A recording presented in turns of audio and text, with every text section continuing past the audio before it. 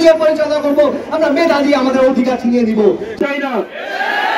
সম্মানিত উপস্থিতি, আমি আমার বক্তব্য দীর্ঘায়িত না করে এখানে সমাপ্ত করছি। ধন্যবাদ সবাইকে।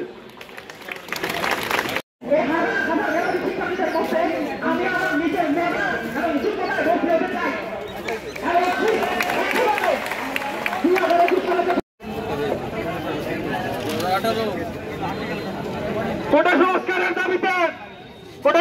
দাবিতে 2018 সালে মেধাবী শিক্ষার্থী, যখন একজন মেধাবী শিক্ষার্থী আমলা হয়ে উঠবে, সে তার যথেষ্ট দক্ষতা দিয়ে সে দেশ পরিচালনা করতে পারবে। এই দেশ পরিচালনা করা সম্ভব হবে তখনই আমাদের স্বপ্ন বাস্তবায়ন করতে পারবো। বঙ্গবন্ধু বিকল্প নেই। আজকে আমি দেখেছি যারা কোটা সংস্কার করে তারা মেধাকে টিপ্পনি করছে, মেধাকে তারা হেয় করছে। একজন বলল ভাতা দেওয়া হবে, এই ধরনের টিপ্পনি আমরা মেনে নিব না। আমরা মেধা দিয়ে মেধা দিয়ে পরিচালনা করবো, আমরা মেধা দিয়ে আমাদের অধিকার ছিনিয়ে নিব। সেই অধিকার যেন আমরা ধরে রাখতে পারি, সেই জন্য আমি আশা করবো এখানে সবাই সুশৃঙ্খল ভাবে কোটার বিরুদ্ধে অবস্থান গ্রহণ করবেন। স্বাধীনতার পরেও আমরা সাম্যের দেখা পাইনি,